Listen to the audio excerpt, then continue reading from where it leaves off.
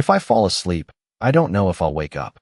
The thought came quietly, almost calmly, like my body had already accepted something my mind refused to name, and all I could hear was the shallow, uneven sound of my own breathing filling the apartment that suddenly felt too big, too empty, too far away from anything safe as I lay curled on the cold hardwood floor, staring at the faint glow of my phone screen just a few inches from my hand, my ribs screaming every time I tried to inhale deeper than a whisper, like something inside me was fractured in a way that didn't just hurt. It warned me, sharp and insistent, that even breathing had become a risk I wasn't sure I could afford, and the silence after he left was worse than anything else, heavier than the air pressing down on my chest, because it meant there was no one coming, no one knocking, no one noticing. Just the distant hum of traffic outside and the faint ticking of the kitchen clock counting seconds I couldn't feel slipping away, and I remember thinking how strange it was that the world kept moving like nothing had happened while I couldn't even move an inch without feeling like I might break further, like I was already something fragile and forgotten. And maybe I had been for a long time without realizing it, because this wasn't the first time I had felt small or trapped, or like my voice didn't matter. It was just the first time my body had agreed with it so completely that it refused to cooperate, and my fingers trembled as I dragged them across the floor toward my phone, each inch feeling like a mile, my vision blurring at the edges not from tears but from something heavier, something slower, like exhaustion pulling me under inch by inch. And I didn't think about who I was texting. I didn't think about the number saved or unsaved. I just opened the last message thread my phone offered and typed with shaking hands.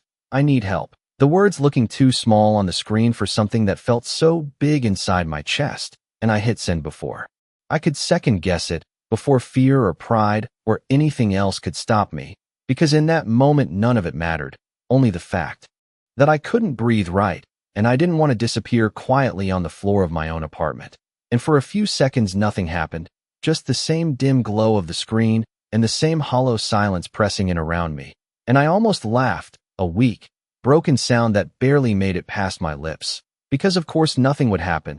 Of course I had texted the wrong person, or maybe no one at all. Maybe this was just another mistake in a long line of them, and I closed my eyes for a second, just a second, telling myself I'd open them again in a moment. But the darkness felt too easy, too soft, like something I could sink into without fighting, until my phone buzzed sharply against the floor beside my hand.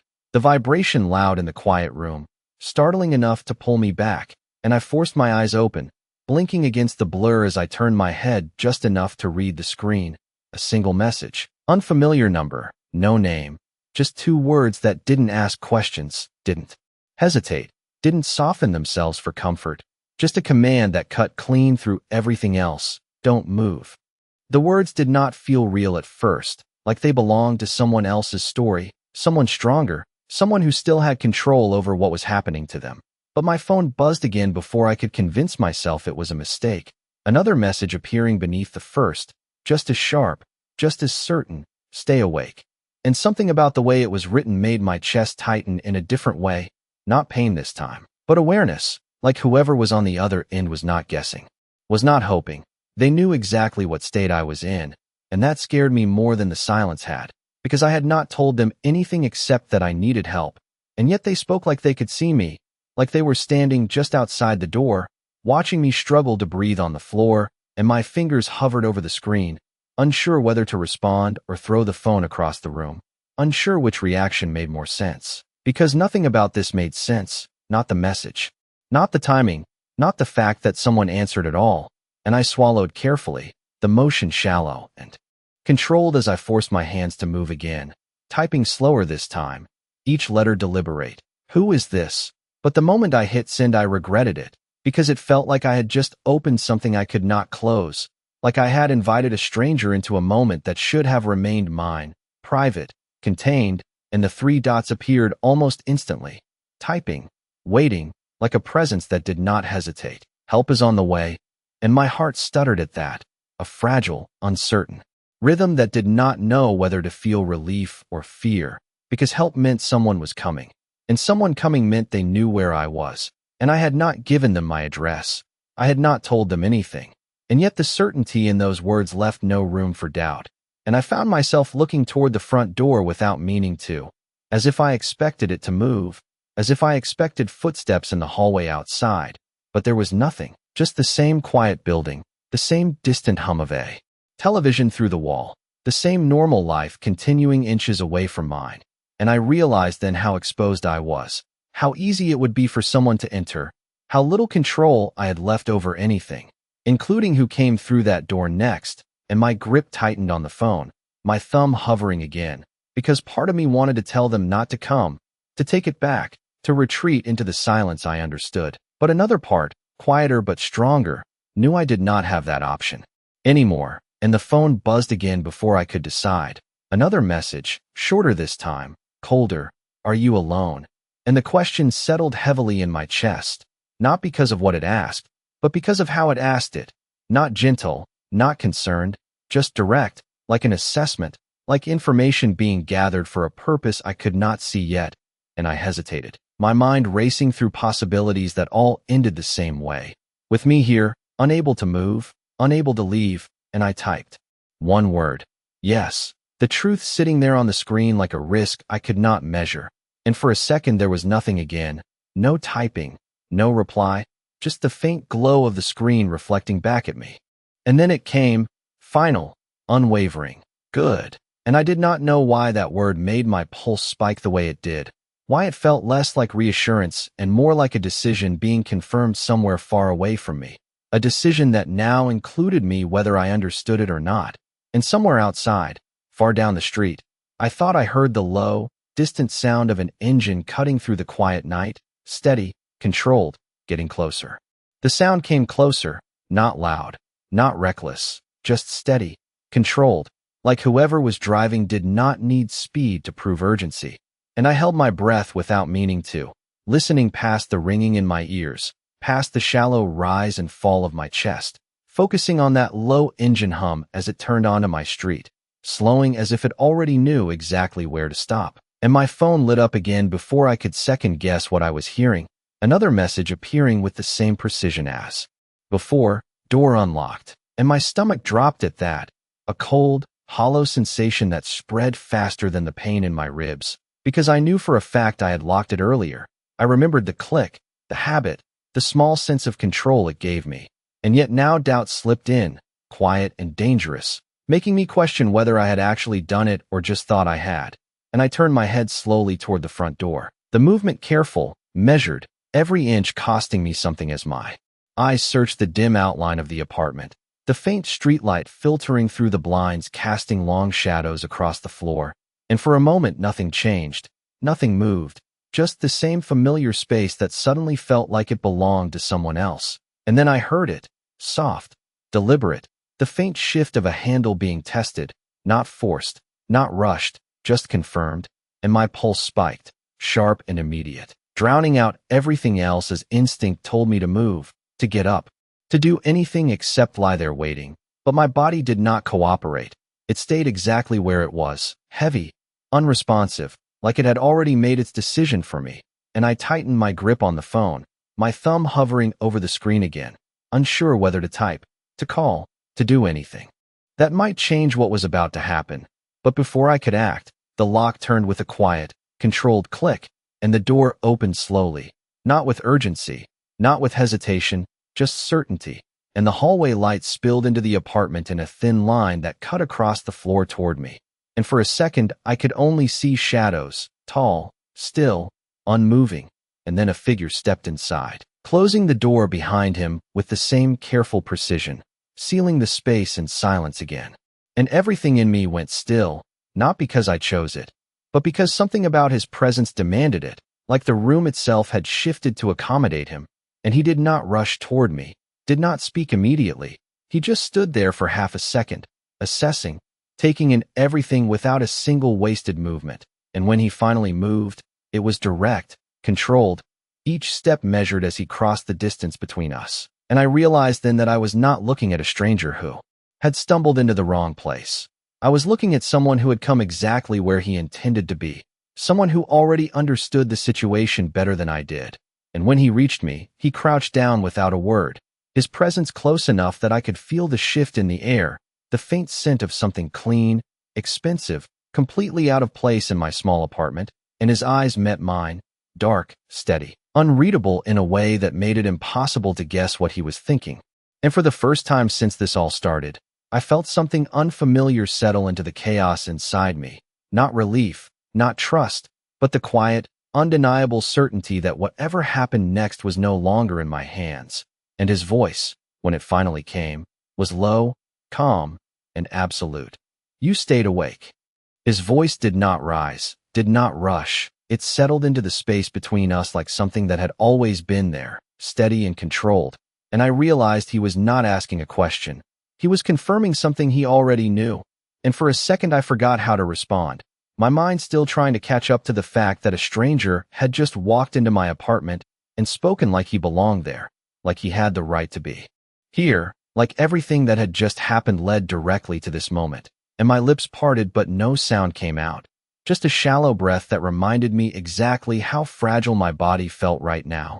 And his gaze shifted slightly, not away from me, but over me, assessing in a way that was clinical, precise, like he was taking inventory of every detail without needing to touch me yet. And then he spoke again, quieter this time, but somehow more commanding. "Do not try to sit up," and the words landed instantly, not as a suggestion, but as something final, something my body obeyed before my mind could argue. And I stilled completely. Every instinct that told me to push away, to question, to resist, fading under the weight of how certain he sounded, like he had done this before, like he knew exactly what would happen if I moved the wrong way. And I swallowed carefully, my voice finally finding its way out, small and uneven. "Who are you?" The question felt necessary, even if I already knew the answer would not make this situation any less surreal. And he did not hesitate, did not soften it, just gave it to me straight, "Sebastian." As if that alone explained everything. As if a single name carried enough weight to replace any introduction, and something in the way he said it made me believe that maybe it did, because there was no uncertainty in him, no hesitation, just quiet authority that filled the room without effort.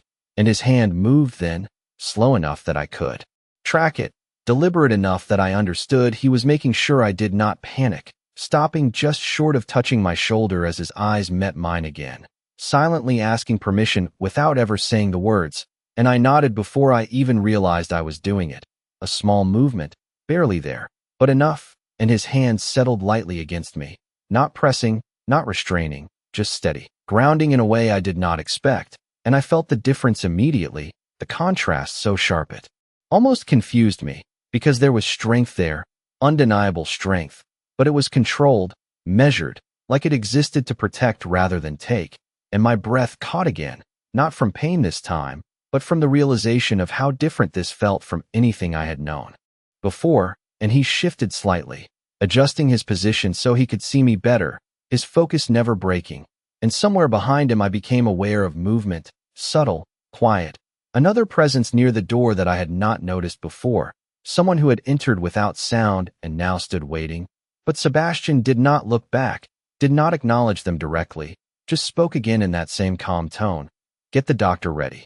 And the words were not directed at me, but they still sent a ripple through me, because they confirmed what I had already started to understand, that this was not random, that this was not luck, this was something organized, deliberate, something bigger than a stranger answering a message. And I felt my grip tighten on my phone as I looked up at him, trying to make sense of it, trying to find something human in his expression that I could hold on to, something that would explain why he was here, why he had come for me of all people, and he must have seen the question in my eyes, because his voice softened just slightly, not enough to lose its edge, but enough to change the meaning.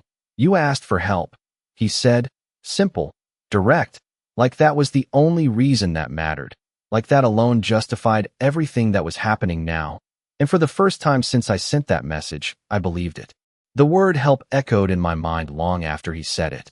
Simple and clean, but everything around it felt anything but simple, because nothing about this man, about the way he had appeared, about the way the air shifted when he moved, felt like something that belonged in my life. And yet he was here, kneeling on my floor like it was the most natural place in the world for him to be, and before I could find the strength to respond, the second presence behind him stepped forward, quiet and efficient.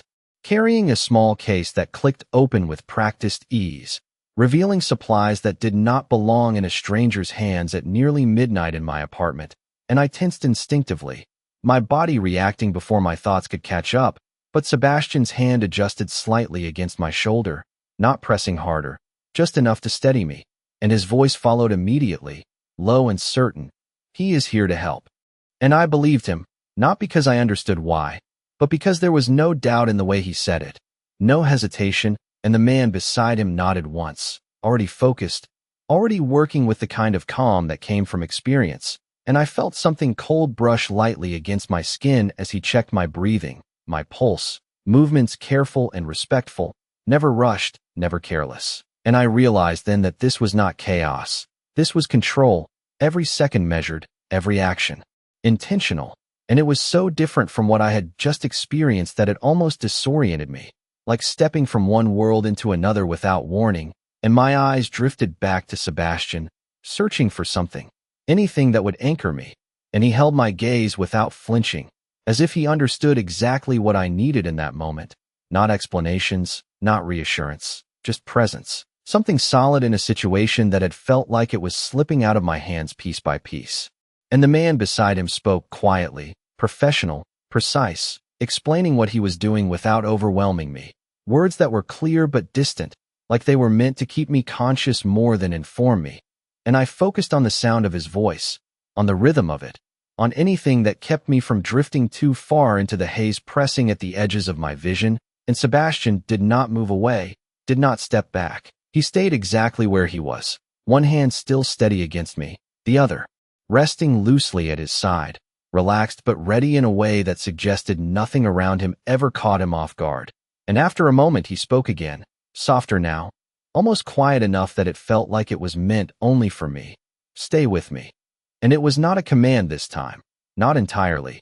There was something else there, something that felt closer to concern, controlled but real. And I found myself focusing on his voice instead of the pain, on the way each word grounded me in the present, kept me here instead of slipping away, and I nodded faintly. The movement small but intentional, and his gaze shifted just slightly, acknowledging it, before returning to that same steady focus. And for the first time since this started, I did not feel alone on that floor. I did not feel invisible, because someone had seen me, had responded, had come without hesitation. And even though I did not understand who he was or why he had answered, I understood one thing clearly. He had not come by accident, and he was not leaving until this was handled. Time stopped behaving normally after that, stretching and compressing in ways that made it impossible to tell how long I had been lying there, how long they had been working around me. But the sharp edges of panic had dulled into something quieter, something steadier, and I realized it was because of him, because every time my focus drifted too far, every time the room threatened to tilt or fade, his voice pulled me back, grounding me in a way nothing else could, and I clung to that without thinking, to the calm certainty in the way he spoke, to the fact that he never once sounded unsure, never once hesitated, like this situation, as overwhelming as it felt to me, was something he already understood completely. And at some point the man beside him closed the case with a soft click, his movements efficient, practiced. And he looked up at Sebastian with a brief nod that seemed to communicate everything without needing words, and Sebastian responded just as quietly, a small shift of his head, a decision made in silence. And then his attention returned fully to me, undivided, as if nothing else in the room mattered, and he leaned slightly closer, not enough to invade my space, just enough that I could see the details in his expression more clearly, the sharp lines, the control, the way nothing about him was accidental, and his voice lowered again, steady and direct. "We are moving you." And the words settled into me slowly, not as a question, not as something I could refuse, but as the next step in something already set in motion. And for a second fear flickered again, sharp and immediate, because moving meant leaving the only place I knew, even if it did not feel safe anymore, and my fingers tightened around my phone instinctively, as if it could anchor me to something familiar. And he noticed. Of course he did, his gaze flicking briefly to my hand before returning to my face, reading me in a way that felt almost unfair, like I had no defenses left against it. And he spoke again, softer this time, but no less certain. "You will not be alone. And something in that phrasing mattered, something in the way he did not promise safety in abstract terms, did not offer vague reassurance, just a simple fact. And I found myself nodding again before I could stop it, the movement small, automatic, like my body had already decided to trust him before my mind caught up, and everything shifted after that, the quiet efficiency of motion. Filling the apartment as the man beside him gathered his things and moved toward the door, another figure appearing briefly in the hallway, silent, watchful, and I realized there had always been more than just the two of them, that this had been coordinated from the moment he sent that first message, and Sebastian moved then, carefully, deliberately, his hand adjusting from my shoulder to support me in a way that was firm but controlled, never causing more pain than necessary, every movement calculated, and I felt myself being lifted slightly, just enough to prepare, just enough to transition, and my breath caught, shallow and uneven. But he did not rush, did not force anything. He waited for me to steady, his presence constant, unshaken, and when he spoke again, it was quiet, almost a promise. I have you. And the words settled deeper than I expected, cutting through the remaining noise in my head. And for the first time since everything had started, I stopped wondering what would happen next, because I already knew, whatever it was, he would handle it.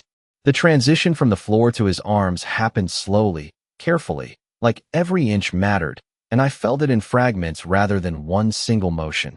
The shift of weight, the subtle change in balance, the way the world tilted slightly as he lifted me with a steadiness that never faltered, and I expected the movement to hurt more, expected the sharp protest from my body to overwhelm everything else, but it did not in the way I feared, because he adjusted instinctively, like he already knew where not to press, where to support instead, and that realization stayed with me more than anything else, that he was not guessing, he was certain, and I found myself focusing on that instead of the discomfort, on the way his grip remained.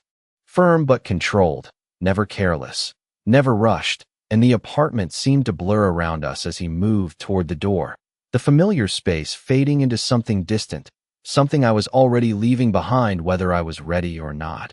And the hallway air felt different, cooler, sharper, carrying the faint echo of footsteps that were not ours, quiet but present, confirming what I had already begun to understand, that he was never alone, that wherever he went, the world adjusted around him, in ways I could not fully see yet, and my head shifted slightly against his shoulder, just enough to catch a glimpse of the people waiting beyond the doorway, silhouettes in dark clothing, composed, alert, their attention moving the moment we stepped out, not chaotic, not loud, just efficient, like pieces in a system that had been set in motion long before I entered it, and no one asked questions, no one hesitated, they simply moved, opening paths, holding doors, clearing space without needing direction, and I realized then that whatever this was, whatever world he belonged to, it operated on certainty, on decisions made quickly and followed without doubt, and he carried me through it like I was part of that decision, like my presence had already been accounted for, and the night air outside hit me gently, cooler than the apartment, carrying the faint scent of rain and asphalt, and I inhaled as deeply as I could manage, the sensation sharp but grounding, reminding me that I was still here, still conscious, still aware of everything happening around me. And the vehicle waiting at the curb looked exactly how it had sounded, dark, sleek, engine running in a low, controlled hum that never wavered, and the door was already open before we reached it, someone stepping forward silently to hold it, their movements precise, respectful, and Sebastian did not pause, did not break stride. He simply guided me inside with the same care he had shown from the beginning, making sure I was settled before shifting his own position, and the interior was quiet, insulated from the outside world in a way that made everything feel distant, muted, like the chaos of the past hour had been left somewhere behind us, and the door closed with a soft, final sound, sealing us inside. And for a moment there was only the low hum of the engine and the steady rhythm of my breathing, still uneven but stronger than before, and I turned my head slightly, my eyes finding his again in the dim light, searching for something I could not name, some explanation, some anchor, and he held my gaze without hesitation, calm, unwavering, as if he had expected that look, as if he had been waiting for it, and when he spoke, it was quiet but absolute. The kind of certainty that did not need to be repeated. You are safe now. And I did not know if that was true. Not completely, not yet, but I believed that he believed it, and somehow, that was enough to hold on to. The city moved around us without ever touching us. Lights passing in long, blurred lines through the tinted windows. The rhythm of traffic reduced to distant motion and muted color, and I realized how quiet it was inside the car, how controlled everything felt compared to the chaos I had left behind, like I had been lifted out of one reality and placed into another that followed different rules. Rules I did not understand yet, but could feel in every detail, in the way no one spoke unless necessary, in the way the driver never once turned to look back, in the way the route seemed predetermined, as if there had never been any question about where we were going, and I shifted slightly. The movement small, but enough to remind me of my body again, of the dull, persistent ache that had not disappeared but no longer dominated every thought, and I became aware of the warmth beneath me, the steady presence beside me, and I turned my head just enough to see him clearly, Sebastian sitting close but not crowding, his posture relaxed in a way that did not reduce the sense of control he carried. Like even at rest, he was fully aware of everything around him, and his attention was on me, not constantly, not intensely, but present in a way that felt deliberate, like he was tracking my breathing without making it obvious, and I swallowed carefully, my voice still uneven but stronger than before. Where are we going? The question felt small compared to everything else, but it mattered. Because direction meant intention, and intention meant this was not temporary, and he did not answer immediately, his gaze shifting briefly toward the window before returning to me, as if considering how much to say, how much I needed to know right now. And when he spoke, it was measured, controlled, somewhere secure, not a location, not a name, just a statement that carried more weight than specifics ever could, and I exhaled slowly, processing that. Because secure was not something I had felt in a long time. Not in a way that meant more than just locking a door or avoiding conflict. And yet the way he said it made it sound absolute, like once we arrived, whatever had been chasing me, whatever had brought me to that floor, would not follow. And I wanted to believe that. I did, but doubt lingered at the edges, quiet and persistent, because nothing in my life had ever shifted this quickly. Nothing had ever gone from chaos to control in a matter of minutes. And I looked down at my phone still in my hand, the screen dark now. The last messages still there if I chose to open them again. Proof that this had started with something so small, so accidental. And I lifted my eyes back to him, searching again. Why did you answer? And this time he did not look away, did not hesitate. His expression unchanged, but his voice slightly lower, more deliberate. Because you asked. The same logic as before, simple, direct, but it felt different now. Heavier, like there was more behind it than he was choosing to say, and I studied him, trying to read between the lines, trying to understand how a message sent to the wrong number could lead to this, to him, to everything unfolding with such precision. And he must have seen the question still lingering, because his gaze sharpened slightly, not aggressive, just focused, and he added, quietly, and because no one else should have reached you first. And something about that sentence settled deep in my chest. Not entirely comforting, not entirely frightening, but significant in a way I could not ignore. And the car slowed then, the motion subtle but noticeable, the outside lights shifting as we turned off the main road, the environment changing from open streets to something quieter, more contained, and I felt my breath catch again, anticipation mixing with uncertainty, because wherever we were going, we were close now, and whatever came next would not be something I could step away from easily. And beside me, Sebastian remained exactly the same, steady, composed, as if he had already seen every outcome and chosen the one we were about to enter. The car slowed to a near silent glide before coming to a complete stop, and for a moment nothing happened. No doors opening, no voices breaking the quiet, just the soft hum of the engine idling beneath us and the faint ticking sound as it settled, like even the machine knew better than to rush whatever came next. And I felt my body tense slightly without meaning to, anticipation threading through the exhaustion, because stopping meant arrival. And arrival meant stepping fully into something I still did not understand. And Sebastian moved first, not abruptly, not with urgency, just a small shift that seemed to signal everything else in motion. and the driver's door opened somewhere ahead, followed by the subtle presence of others outside, their movements quiet but coordinated.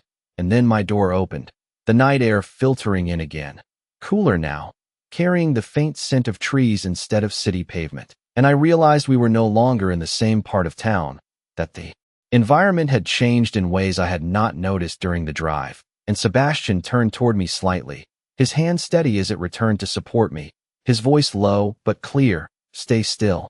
The same tone as before, calm, controlled, leaving no room for argument. And I nodded faintly, already understanding that moving on my own was not an option, and he lifted me again with that same careful precision, as if my weight meant nothing but my condition meant everything. And the transition out of the car was smooth, almost effortless, the world outside coming into focus in pieces, tall gates, soft lighting, a wide driveway that stretched farther than I could fully see from my angle, and figures standing at a distance, not crowding, not intruding, just present, watchful in a way that felt protective rather than threatening. And no one spoke, no one questioned. They simply adjusted to our arrival as if it had been expected down to the second, and Sebastian carried me forward without hesitation, his pace measured, unhurried, like there was no need to rush because everything ahead was already prepared.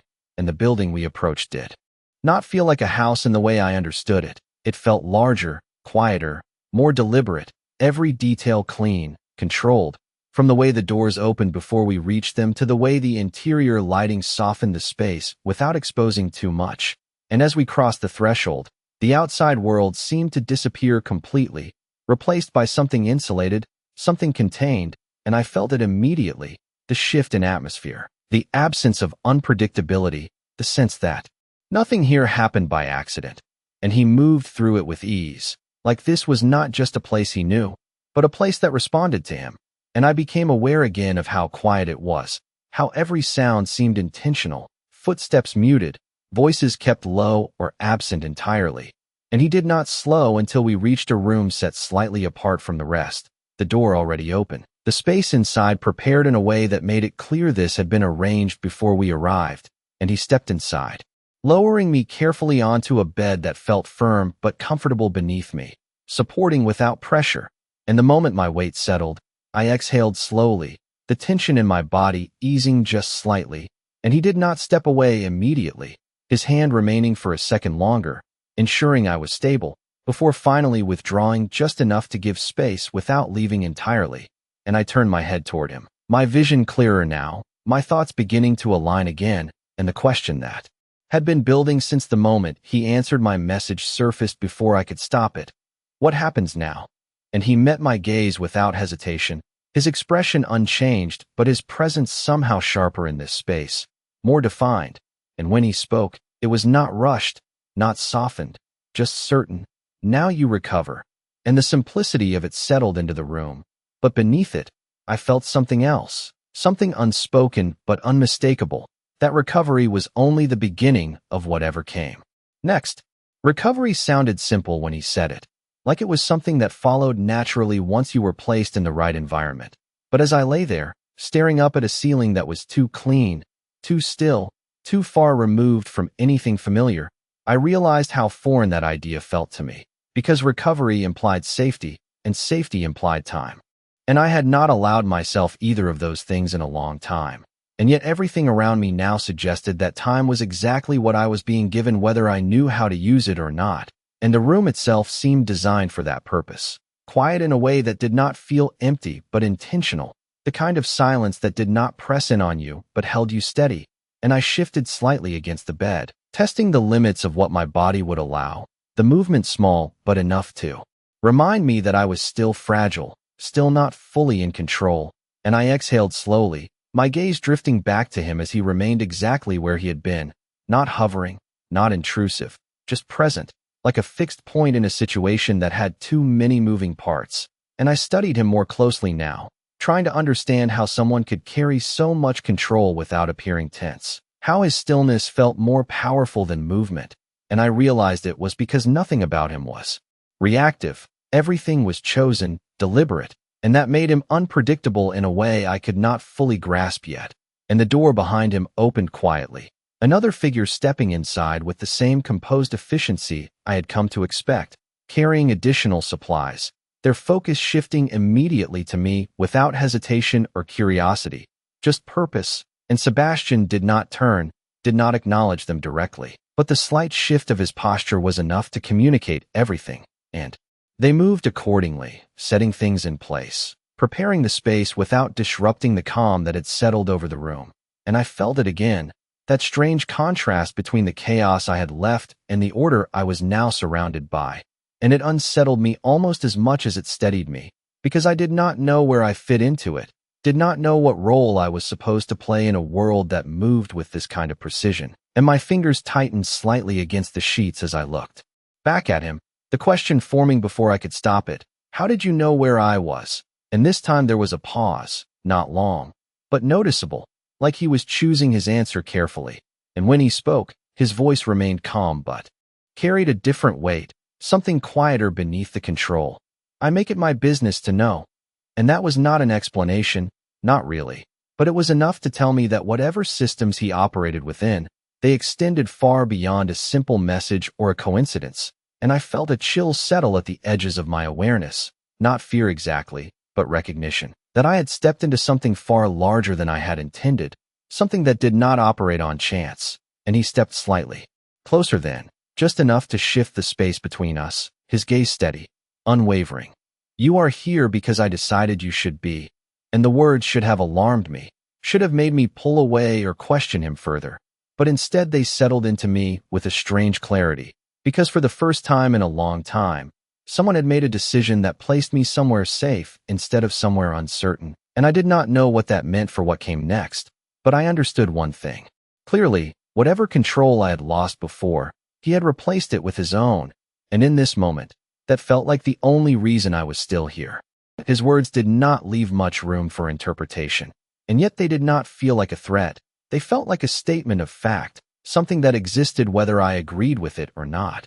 And I lay there quietly for a moment, letting that settle, letting the weight of it move through me in a way that was slower than everything else that had happened tonight. Because this was different.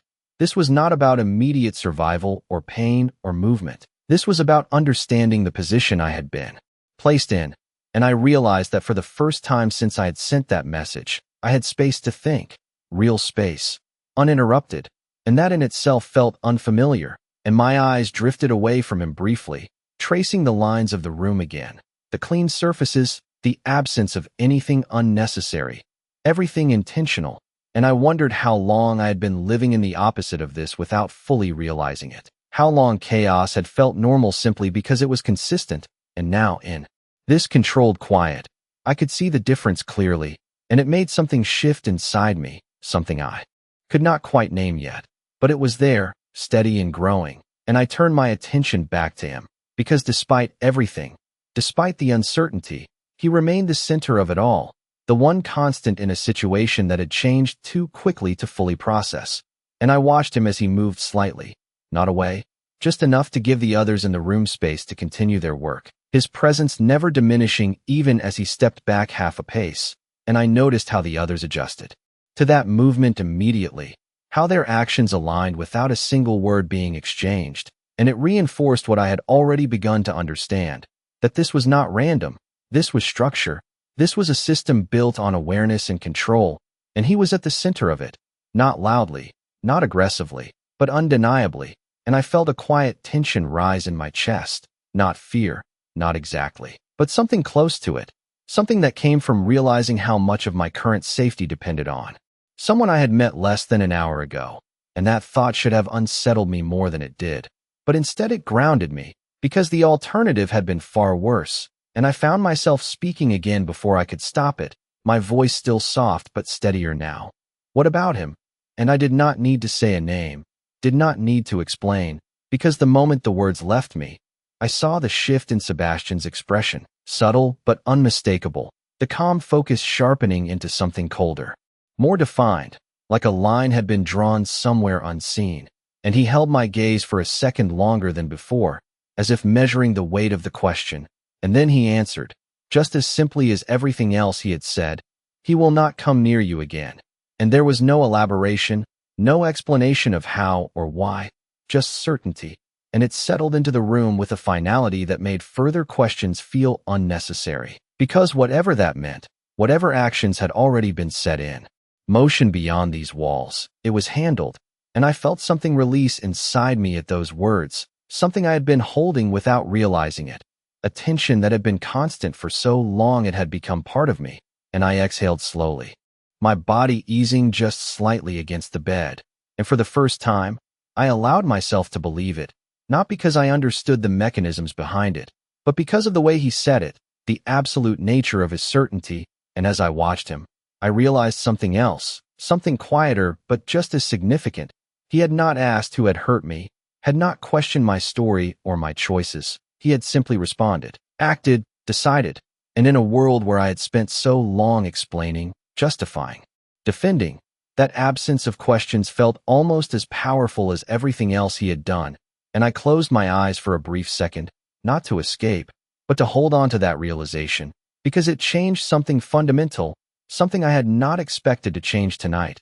And when I opened them again, he was still there, exactly where he had been, unchanged, steady, like nothing about this situation had surprised him at all. And I understood then that whatever came next, whatever this world required of me, it would not be something I faced alone, because he had already made that decision for both of us.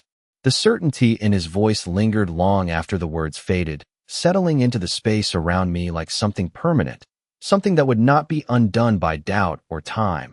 And I found myself holding on to it in a way I had not allowed myself to hold on to anything in a long time, because certainty had never been something I could rely on before, not in the world I had come from, not in the life I had been living, where everything felt conditional, temporary, dependent on moods and moments. That shifted without warning. But this was different. This felt anchored, deliberate, and it forced me to confront something I had been avoiding since the moment he walked into my apartment. The reality that I was no longer in control of the direction my life was taking. And instead of resisting that, instead of pulling back or questioning it further, I felt myself leaning into it, just slightly, just enough to acknowledge that maybe control had never been something I truly had to begin with. And the thought should have unsettled me more than it did, but instead it brought a strange kind of clarity, because if I had not been in control before, then perhaps this was not a loss but a shift, a transition from one kind of uncertainty to another that at least felt intentional. And I turned my head again, my eyes finding him without effort, because even when I looked away, I was aware of him, aware of his presence in the room like a constant that did not fade, and he had not moved far, had not distanced himself in the way someone might after ensuring the immediate danger had passed. He remained close enough to respond, close enough to act, like whatever this was did not end with bringing me here. And that realization settled into me slowly, unfolding piece by piece as I studied him. The way his attention shifted subtly between me and the rest of the room, never distracted, never divided, just aware, and I understood then that this was not temporary for him either. That whatever decision he had made when he answered that message had extended beyond a single moment, and I felt the question rise before I could stop it, quieter this time, more careful, why me? And it was not about the message anymore, not really. It was about everything that had followed, everything he had done without hesitation or explanation, and he did not answer immediately, his gaze holding mine as if measuring something deeper than the question itself. And when he spoke, his voice was just as controlled as before, but there was something else beneath it now, something that felt almost like honesty stripped down to its simplest form. Because you needed help. And I almost let it go at that, almost accepted it as the same answer he had given before. But then he continued, just slightly, enough to shift the meaning. And because you asked without expecting anyone to come. And that stopped me, because it was true in a way I had not fully acknowledged until now. That message had not been hope. It had been instinct, desperation without expectation. And the fact that he understood that he had seen through something I had not even said out loud, changed the weight of everything that had happened since. And I felt my breath catch slightly, not from pain this time, but from recognition. And he held that moment without pressing it further, without turning it into something more than it was, just allowing it to exist between us. And then he shifted his stance slightly, subtle but purposeful, as if marking a transition from what had been said to what would come next. and his voice returned to that steady certainty that had defined every word since the beginning. You will stay here until you are fully recovered. Not a suggestion, not a question, just a continuation of the path he had already set in motion. And I realized then that this was no longer about a single night, no longer about a single act of help. This was something that extended forward, something that would shape whatever came next, whether I was ready for it or not. And as I lay there, looking at him, I understood one thing clearly. I had sent a message into the dark expecting nothing, and instead, something had answered that was not going to disappear. The words settled into me with a weight that did not feel temporary, not like something I could agree to in the moment and question later, but something that had already taken root the second he decided it. And I lay there quietly, staring at him as that realization unfolded, slow and steady, because this was not just about staying somewhere safe. This was about stepping into a space where decisions were not negotiated. They were made, and for the first time in a long time, I did not feel the immediate urge to resist that. I did not feel the need to argue or reclaim control in the way I once would have. And that shift inside me was subtle but undeniable, like something worn down over time had finally stopped fighting, not out of weakness, but out of understanding, and I exhaled slowly, my body settling deeper into the bed as the tension that had been constant for so long began to loosen in ways I had not expected, and I became aware of how tired I was, not just physically, but in a way that reached deeper, like exhaustion had been living under my skin for months, maybe longer, and now that I was no longer holding everything together on my own, it was finally allowed to surface, and my eyes drifted for a moment, not closing completely, just softening as the room blurred slightly at the edges, and when I focused again, he was still there, exactly as he had been, unchanged, steady, like nothing about this situation had disrupted him in the slightest, and I realized then that this was who he was, not just in this moment, but always, someone who moved through chaos without being touched by it, someone who imposed order simply by existing within a space, and the thought should have intimidated me more than it did, but instead it grounded me, because if he was that constant, then maybe I could allow myself to rest, even if just for a moment, even if just enough to breathe without thinking about what might come next, and I shifted slightly, the movement careful, my gaze returning to him as something unspoken passed between us, not a question, not a request, just awareness, and he seemed to understand it instantly, because his posture adjusted almost imperceptibly, not closer, not farther, just enough to remain present without overwhelming the space, and that control, that awareness, made something inside me settle even further, and I found myself speaking again, quieter than before, not because I was unsure, but because the room itself seemed to require it. You are not going to leave, are you? And the question hung there for a second, fragile in a way I did not expect, because I was not asking for reassurance. I was asking for confirmation of something I already felt, and he did not hesitate, did not look away. His answer coming as naturally as everything else he had said. No. Just one word, simple, absolute, and it carried more weight than anything else he could have added, because there was no condition attached to it, no timeline, no explanation, just certainty, and I felt that settle into me in a way nothing else had tonight.